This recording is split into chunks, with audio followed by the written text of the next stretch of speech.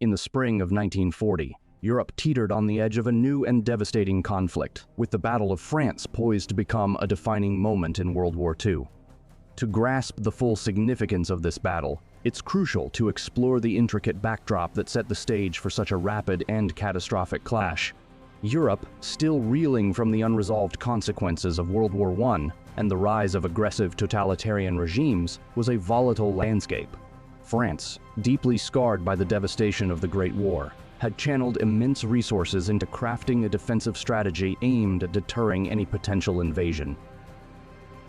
This defensive strategy found its most prominent expression in the Maginot Line, an extensive and formidable network of fortifications, bunkers, and artillery emplacements stretching from the Swiss border in the south to Luxembourg in the north. The Maginot Line epitomized French military preparedness, conceived as an impregnable barrier against German aggression. This extensive line, built with cutting-edge technology and advanced fortification techniques, was designed to safeguard France's borders and prevent a repeat of the horrors experienced in the First World War. Yet, despite its formidable appearance, the Maginot Line had its strategic shortcomings. It was constructed under the assumption that the main threat would come from a direct German assault through the heavily fortified eastern frontier. This assumption, coupled with the static nature of the defenses and a failure to anticipate the rapidly changing tactics of modern warfare, proved to be a critical error. The German Wehrmacht, with its innovative and dynamic strategies, demonstrated the limitations of relying solely on static defenses. The Maginot Line, while a marvel of military engineering, was ultimately unable to adapt to the fast-paced and fluid nature of the German Blitzkrieg, leading to a dramatic and unexpected collapse in the face of the rapidly advancing German forces. As the 1930s came to a close, France faced an increasingly precarious strategic situation, despite the formidable defenses of the Maginot Line. The economic impact of the Great Depression had left the French economy in a state of severe disarray, leading to widespread financial hardship and drastic budget cuts that profoundly affected military spending. These fiscal constraints resulted in significant reductions in resources allocated to the military, hampering efforts to modernize and adapt to the rapidly changing nature of warfare. The contraction of military funding stymied France's ability to enhance its defensive and offensive capabilities, leaving it vulnerable to emerging threats. Compounding these challenges was a debilitating brain drain within the French military. Experienced officers and skilled military professionals either left the service in search of better opportunities or were removed, leading to a loss of critical expertise. This loss was further exacerbated by a dwindling pool of recruits, which weakened the French forces and undermined their operational effectiveness. The political landscape during this period also contributed to France's vulnerability. Characterized by frequent changes in government and pervasive instability, the political environment hindered consistent and effective military and defense policies. The short-lived nature of many governments resulted in fragmented decision-making and stifled long-term strategic planning, preventing the development of a coherent and forward-looking military strategy. France's military strategy in the interwar period, centered around the Maginot Line, focused heavily on static defense. This extensive network of fortifications was intended to serve as an impenetrable barrier against any potential German invasion, representing a significant investment in defensive infrastructure. However, this approach also highlighted a broader strategic misjudgment. By focusing predominantly on static defenses, the French military failed to adequately invest in modern warfare tactics and technologies that could address the dynamic and aggressive strategies employed by their adversaries. This emphasis on maintaining a fixed defensive line, rather than adapting to new forms of mobile warfare, left France ill-prepared to counter the innovative and rapid tactics of the German Wehrmacht, ultimately contributing to its downfall in the face of the Blitzkrieg. In the 1930s, the French military strategic philosophy was deeply influenced by the experiences of World War I, which was marked by entrenched trench warfare and static defensive lines. This historical context led French military leaders to believe that static defenses, epitomized by the Maginot Line, would be an effective deterrent against potential aggressors, particularly Germany.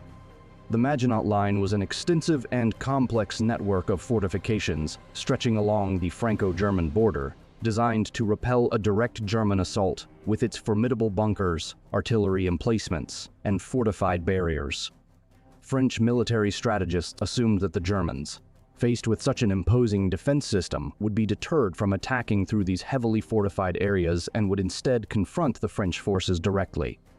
However, this strategy was based on a critical misjudgment of both German military tactics and the evolving nature of modern warfare.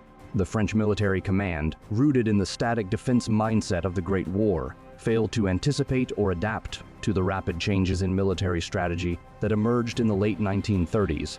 The Germans, under the doctrine of Blitzkrieg or lightning war, employed a radically different approach that emphasized speed, mobility, and surprise, aiming to exploit weaknesses in enemy defenses through rapid, coordinated assaults that bypass static fortifications to achieve swift and decisive victories.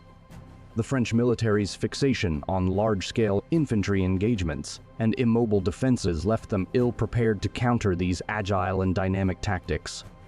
A glaring example of this strategic rigidity was the Ardennes forest, a region the French deemed impassable for large-scale armored operations, which led to a critical lapse in defensive preparation. The French belief that the Germans would avoid such challenging terrain allowed the Germans to exploit this assumption, launching a surprise offensive through the Ardennes that bypassed the Maginot Line and penetrated deep into French territory. This failure to adapt to Blitzkrieg tactics exposed the broader shortcomings of French military strategy, demonstrating that the static defense approach, while theoretically robust, was inadequate against a rapidly evolving and highly mobile adversary. This strategic misalignment underscored the disconnect between French military doctrine and the realities of modern warfare, contributing significantly to the swift and overwhelming German victory in the Battle of France. The German Blitzkrieg, or Lightning War, was a revolutionary military strategy that fundamentally reshaped warfare in the early 20th century with its emphasis on speed, coordination, and shock tactics to achieve rapid and decisive victories. This approach centered around the deployment of fast-moving armor, particularly tanks, in large numbers to breach enemy defenses at their weakest points. The Blitzkrieg strategy was complemented by coordinated air assaults from the Luftwaffe, which targeted critical command and control centers, supply lines, and troop concentrations, generating chaos and disarray among enemy forces. The meticulous planning and execution of the Blitzkrieg involved exploiting vulnerabilities in enemy defenses, as demonstrated by German commanders like General Heinz Guderian and General Erich von Manstein. They prioritized bypassing heavily fortified areas, such as the Maginot Line, instead focusing on less defended regions like the Ardennes forest, which was considered impassable for large-scale armored operations. This approach allowed the Germans to outflank and encircle their opponents, severing retreat and supply lines and compelling a rapid and overwhelming surrender. Technological and organizational advancements underpinned the Blitzkrieg with the integration of tanks, aircraft, and mechanized infantry, enabling a highly mobile and flexible force capable of executing complex maneuvers with unprecedented speed. Radio communication facilitated real-time coordination between units, allowing them to swiftly adapt to changing battlefield conditions and maintain momentum. The Blitzkrieg's initial success was evident in Operation Fallgelbk's Yellow, launched on May 10, 1940, where German forces executed a coordinated assault that swiftly overran French and British defenses. The rapid advance through Belgium and the Netherlands drew Allied forces northward, exposing critical vulnerabilities. The Germans' push through the Ardennes was particularly effective, as it surprised and overwhelmed the Allies, leading to the encirclement and isolation of a significant portion of Allied troops. This tactic not only achieved significant tactical victories, but also had a profound psychological impact, generating a sense of helplessness and confusion among the enemy. The Blitzkrieg strategy forced Allied commanders into a reactive stance, exacerbating their strategic disadvantages and dramatically altering the early stages of World War II. Overall, the Blitzkrieg marked a dramatic shift in military doctrine, showcasing the effectiveness of modern warfare tactics and setting the stage for a series of rapid and decisive victories that significantly influenced the course of the conflict. on May 10, 1940. The onset of Operation Fallgelb heralded a dramatic shift in World War II, marking the beginning of a meticulously orchestrated German offensive against France and the Low Countries. This operation was the initial phase of Germany's Blitzkrieg strategy, designed for rapid and decisive victory. The Germans initiated the campaign with a relentless aerial bombardment aimed at crippling French command and control capabilities. The Luftwaffe's strikes targeted crucial communication and transportation hubs, creating a chaotic environment that severely disrupted French efforts to organize and mobilize their defenses. This intense and widespread attack sought to overwhelm and paralyze the French response, clearing the way for the ground offensives that followed. Concurrently, German ground forces, including a formidable array of Wehrmacht divisions, launched a vigorous advance through Belgium and the Netherlands. This coordinated assault was part of a broader strategy to draw French and British forces northward, exploiting a critical strategic vulnerability by stretching the Allied defensive lines and creating gaps to exploit. The German advance was characterized by rapid movement and tactical innovation, with tanks, infantry, and mechanized units working in concert to seize key areas and disrupt enemy formations. The effectiveness of this dual-pronged approach became apparent as German forces succeeded in disrupting the Allied defensive strategy, creating significant confusion and disorientation among French and British troops. The unexpected scale and speed of the German attack left the Allies struggling to adapt their defenses in real time. This initial phase of Operation Fallgelb highlighted the potency of Blitzkrieg tactics, with their emphasis on speed, coordination, and psychological impact proving to be a formidable challenge for the Allies. The success of the German offensive during these early days set the stage for critical developments in the Battle of France, dramatically altering the conflict's dynamics and foreshadowing the subsequent phases of the battle. The Ardennes Offensive, which commenced on May 12, 1940, was the crucial linchpin of the German strategy to outflank and dismantle the French defenses, exploiting a significant tactical oversight. The Ardennes Forest, characterized by its dense and rugged terrain, was deemed unsuitable by French military strategists for significant armored operations due to its challenging landscape, a misjudgment that the German High Command expertly exploited. General Gerd von Rundstedt's 19th Army spearheaded the assault through this treacherous terrain, utilizing the mobility and speed of their armored divisions to navigate the difficult landscape. This effort was complemented by General Erich von Manstein's 4th Army, which played a pivotal role in executing a decisive breakthrough. The Germans employed Blitzkrieg tactics, combining fast-moving tanks, mechanized infantry, and coordinated air support to deliver a formidable and synchronized assault. Instead of confronting the heavily fortified Maginot Line, the Germans focused on exploiting the less defended Ardennes, allowing them to penetrate deep into French territory. The rapid movement of their armored units enabled them to outflank and encircle French positions, creating a significant breach in the French defenses. The surprise and scale of the offensive caught the French military off guard, as their heavy investment in static defenses and fortifications left them ill-prepared for the dynamic and fluid nature of the German attack. The Germans' ability to exploit weaknesses in the French defensive posture afforded them a crucial tactical advantage, forcing the Allies into a reactive and disorganized position. The success of the Ardennes offensive had profound strategic implications, as the Germans managed to isolate and encircle significant portions of the Allied forces by advancing swiftly into northern France. This maneuver played a pivotal role in the collapse of French defenses and set the stage for subsequent phases of the German campaign, demonstrating the effectiveness of Blitzkrieg tactics and showcasing the Germans' ability to exploit terrain, bypass fortified positions, and leverage their technological and organizational superiority, thereby influencing the trajectory of World War II. We will delve into the Dunkirk evacuation, a momentous and harrowing episode that unfolded during the fall of France, showcasing both the desperate circumstances and the extraordinary resilience of the Allied forces. By late May 1940, the German forces, having executed a devastatingly effective Blitzkrieg campaign, had succeeded in encircling the Allied troops around the strategic port town of Dunkirk. This encirclement, a result of the Germans' rapid and aggressive advance through the Ardennes and their subsequent push across Belgium and northern France, left the Allies with their backs to the sea and their escape routes effectively cut off. Faced with the grim prospect of total annihilation, the situation for the trapped British and French forces grew increasingly dire. In response to this critical predicament, the British government and military orchestrated a massive evacuation effort, codenamed Operation Dynamo, which commenced on May 26, 1940. This operation was launched with the objective of rescuing as many of the encircled Allied troops as possible from the beaches of Dunkirk and transporting them across the Channel to Britain.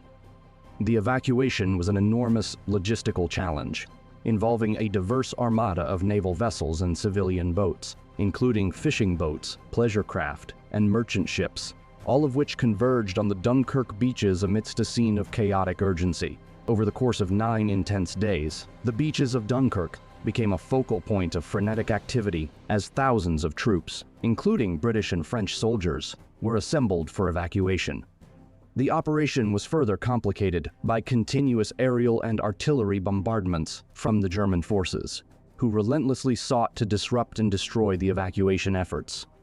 Despite these formidable obstacles, the determination and coordination of the rescuers led to a remarkable achievement. By the end of the operation on June 4, over 338,000 troops had been successfully evacuated from Dunkirk, providing a critical, albeit temporary, reprieve for the Allies. This extraordinary feat of evacuation was not merely a tactical withdrawal but a symbol of resilience and solidarity, demonstrating the Allied forces' ability to regroup and maintain their fighting capability despite facing overwhelming odds. The successful rescue from Dunkirk allowed the Allies to preserve a significant portion of their forces, which would be crucial in continuing the fight against the Axis powers. Moreover, the Dunkirk evacuation became an iconic symbol of hope and endurance, reinforcing the resolve of the Allied nations and serving as a testament to the courage and resourcefulness displayed during one of the most desperate phases of the early war. In essence, the Dunkirk evacuation represented both a significant tactical achievement and a profound moment of collective effort and determination in the face of seemingly insurmountable challenges.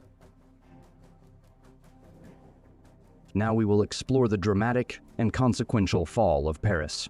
During the early days of World War II, a pivotal moment that underscored the speed and effectiveness of the German military campaign and its profound impact on France and the wider Allied effort.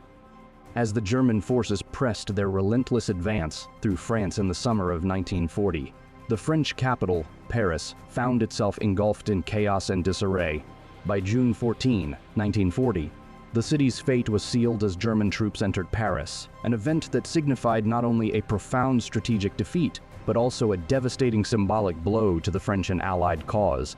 The decision to declare Paris an open city was driven by the desire to spare its historic landmarks and civilian population from the destruction that might accompany a prolonged siege or battle. The French authorities, led by Prime Minister Paul Reynaud, made this decision in a desperate bid to avoid the potential for widespread devastation and loss of life that a conflict within the city might entail. However, this declaration also marked the surrender of one of Europe's most iconic and significant cities to the enemy, reflecting the overwhelming and rapid nature of the German offensive. The swift capture of Paris by German forces demonstrated the effectiveness of the Blitzkrieg strategy, which combined speed, coordination, and surprise to achieve rapid and decisive victories. The fall of Paris laid bare the shortcomings and failures of French military strategy, which had relied heavily on static defenses and had been caught off guard by the dynamic and aggressive tactics employed by the Germans. The loss of Paris was more than just a military defeat. It was a profound psychological blow to the French and a significant setback for the Allied forces. In the wake of Paris's capture, the French government found itself in a dire position, faced with the prospect of further devastation and an untenable military situation. The French leadership, under Reynaud, sought an armistice with Germany to halt the ongoing destruction and prevent additional loss of life. This decision led to the signing of the armistice on June 22, 1940, which would formally end the Battle of France and establish the terms of the German occupation. The fall of Paris thus marked a turning point in the conflict, setting the stage for the subsequent occupation of France and the establishment of the Vichy regime, while also highlighting the severe impact of the German Blitzkrieg on the French nation and its strategic position in the early years of the war. In this chapter, we will examine the pivotal moment of June 22, 1940, when France formally signed an armistice with Germany, marking the end of the Battle of France and initiating a new and tumultuous phase in the country's history. The signing took place in the Compiègne Forest, a location historically significant due to its association with previous military treaties, adding a layer of symbolic humiliation to the proceedings. The armistice agreement was harsh and uncompromising, reflecting the gravity of France's defeat in the face of the German military's overwhelming Blitzkrieg strategy. According to the terms, France was divided into two distinct Zai. The northern and western parts of the country, including Paris, fell under direct German occupation, while the southern part was governed by a nominally independent Vichy regime. This division not only cemented Germany's control over a substantial portion of French territory, but also led to the establishment of the Vichy government, a puppet regime that collaborated with the Nazis. The armistice was more than a mere cessation of hostilities. It was a profound and humiliating acknowledgement of the defeat suffered by France and the Allies. The Vichy regime, led by Marshal Philippe Pétain, represented a significant departure from the French Republic's ideals, instituting policies that aligned with German interests and leading to a period of collaboration and repression. The armistice also had far-reaching implications for France's political and social landscape. It marked the end of the French Third Republic and the beginning of a period of occupation and resistance, which would shape the country's experience throughout the remainder of World War II. The division of France under the armistice created a complex and volatile environment, setting the stage for ongoing conflict, resistance movements, and the eventual liberation of France by the Allies. The armistice was not just a cessation of conflict, but a transformative event that redefined France's position in the war and its internal dynamics, leading to significant political and social upheavals that would echo throughout the remainder of the war and beyond. In this chapter, we will delve into the multifaceted reasons behind France's ineffectiveness in countering the German invasion during World War II. Despite its historical military prowess, France was ill-prepared to face the Blitzkrieg tactics that reshaped modern warfare.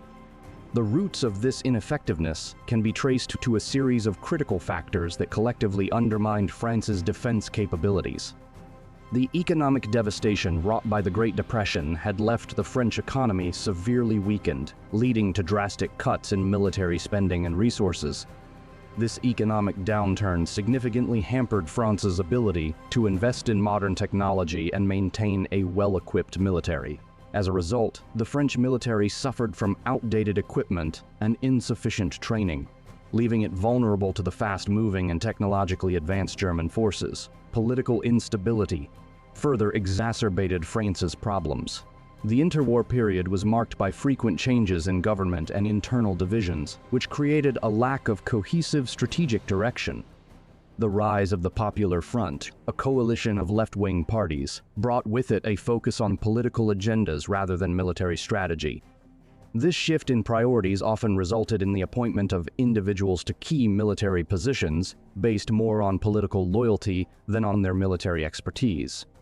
Consequently, strategic and tactical decisions were sometimes made by those with limited understanding of modern warfare. Additionally, France's military philosophy was deeply entrenched in the static defensive strategies of World War I. The Maginot Line, while a testament to French defensive ingenuity, was based on the belief that fixed fortifications could deter any offensive. This approach failed to anticipate the rapid, mobile tactics of the German Blitzkrieg, which aimed to outflank and encircle enemy forces, bypassing static defenses entirely.